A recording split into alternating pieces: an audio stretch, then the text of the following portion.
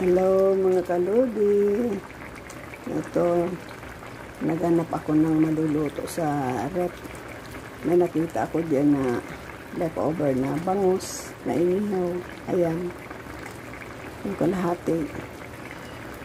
Niluto ko na, sinahog ko rito sa mga gulay. May mga nakita rin ako ng mga gulay dyan sa rep. Malapit na namang alam nyo na. Hindi na naman mapapakinabangan. Ganyan, dahil hindi naman mapapansin sa loob ng rep. Kaya ito, niluto ko na binagoongan na bangus.